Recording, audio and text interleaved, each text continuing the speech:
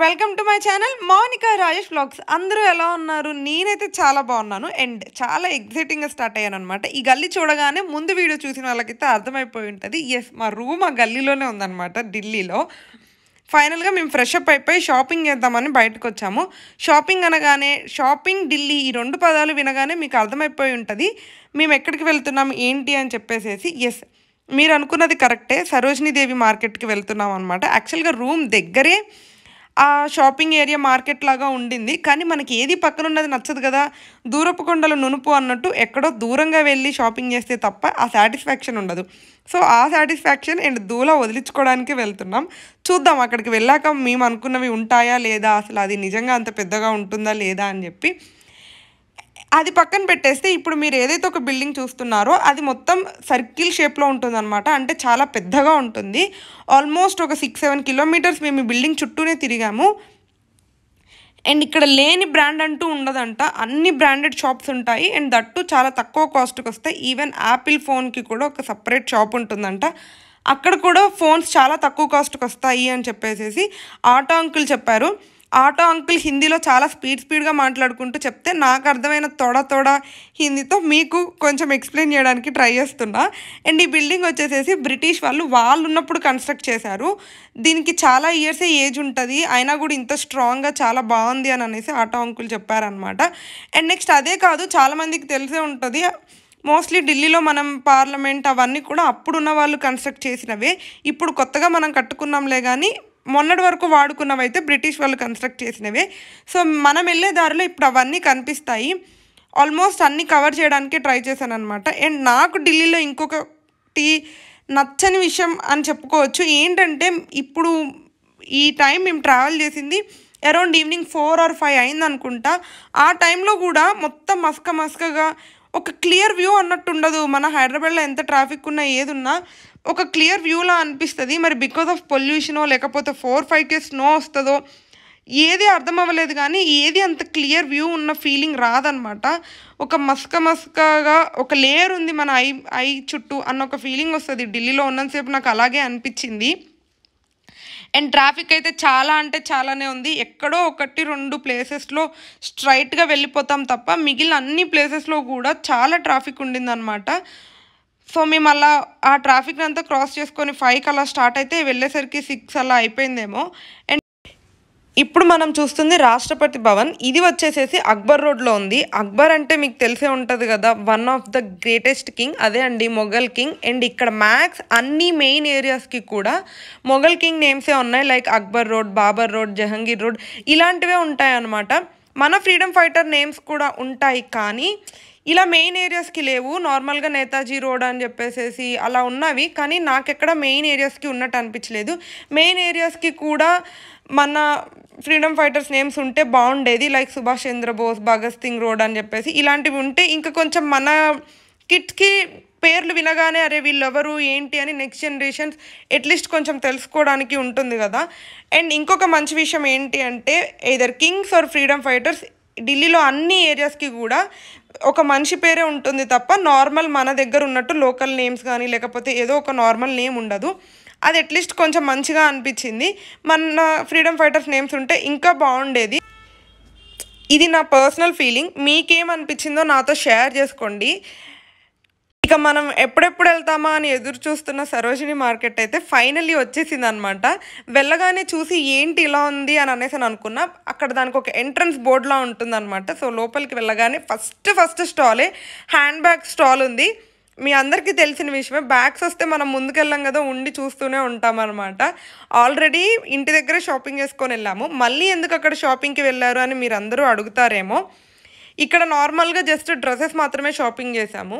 మనాలి వెళ్తున్నామంటే స్నోలో అక్కడిక్కడ ఆడుతూ ఉంటాం కదా, సో ప్రిపేర్డ్గా వెళ్ళాలి కదా, స్వెటర్స్ అని చెప్పేసి హ్యాండ్ గ్లౌజెస్, షూస్ అన్నీ ఉండాలి కదా. అందుకని అవన్నీ ఎక్కడ దొరుకుతాయి అని అడిగితే ఇక్కడ ఈ మార్కెట్లో దొరుకుతాయి అని అనేసి ఫ్రెండ్స్ ఇంకా అక్కడ ఉన్న వాళ్ళు కూడా సజెస్ట్ చేశారు. అందుకే వచ్చాము. మీరు మార్కెట్ అంతా చూస్తూ ఉంటే మీకు అర్థమైపోతుంది ఎంత క్రౌడ్ ఉందో. అసలు జాతరలో ఉన్నట్టున్నారు జనాలు. మరి ఇది సీజన్ కాబట్టి అలా ఉన్నారో ఎప్పుడూ అలానే ఉంటారో తెలియదు, కానీ ఫుల్ అంటే ఫుల్ క్రౌడ్ ఉండింది. అండ్ మనకి జనరల్‌గా అన్నీ కొ నాకు సిమిలర్ కైండ్ లైక్ ఇక్కడ మన దగ్గర చార్మినార్ షాపింగ్ ఎలా ఉంటదో, సికింద్రాబాద్ దగ్గర జేఎన్‌టీయూ ఇలాంటివి స్ట్రీట్ షాపింగ్స్ ఎలా ఉంటాయో ఆల్మోస్ట్ అలానే ఉన్నాయి. అండ్ స్ట్రీట్ షాపింగ్‌తో పాటు కొన్ని షోరూమ్స్ కూడా ఉన్నాయి. సేమ్ షోరూమ్స్‌లో అయితే కొంచెం కాస్ట్ ఎక్కువుంటాయి. స్ట్రీట్ మీద ఉన్నవైతే కొంచెం కాస్ట్ తక్కువుంటాయి.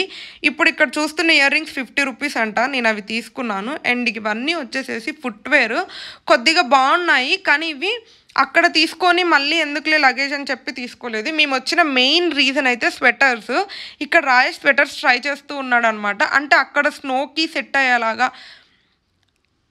కొంచెం వెచ్చగా ఉండాలి. At the same time snow అంటే కొంచెం వాటరీ లాగా గూడా ఉంటుంది కదా! డ్రెస్ తడవకుండా గూడా ఉండాలి అని చెప్పి ఆ మోడల్‌లో చూస్తూ ఉన్నాము. అండ్ నెక్స్ట్ ఇక్కడొచ్చేసేసి క్యాప్స్ చూస్తున్నాము. ఈ క్యాప్స్ నేను ఇక్కడ హైదరాబాద్‌లో ఉన్నప్పుడే చాలా సార్లు బయటికెళ్ళినప్పుడు ట్రై చేశాను గానీ, ఎప్పుడు తీసుకోవడానికి కుదరలేదు.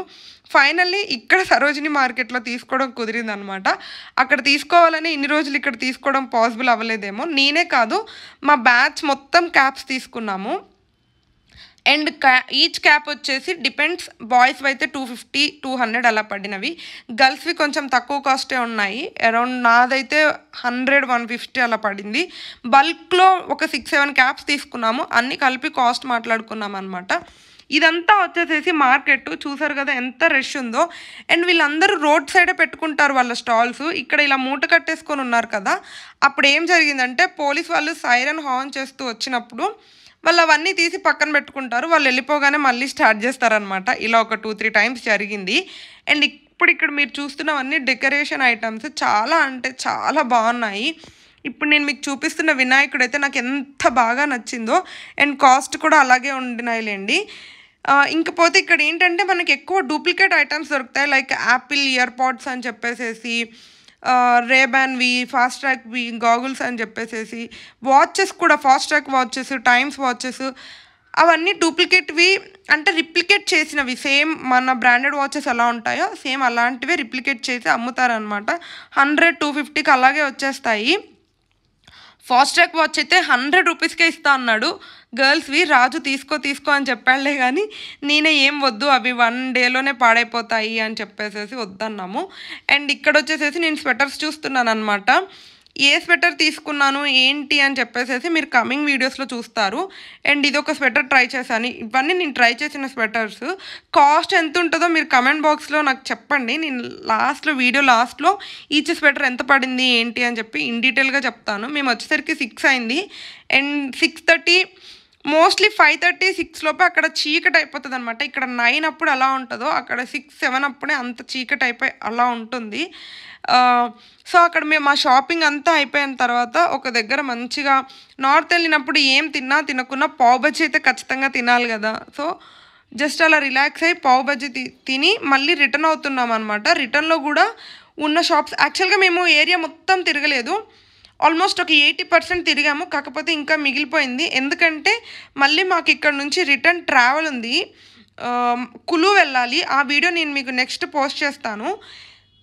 అందుకని చెప్పేసేసి మళ్ళీ లేట్ అయిపోతుందేమో అని చెప్పి మాకు కావాల్సినవన్నీ తీసుకున్న తర్వాత ఇంకా రిటర్న్ అయిపోదాము అని చెప్పి వెనక్కి వచ్చేస్తున్నాము.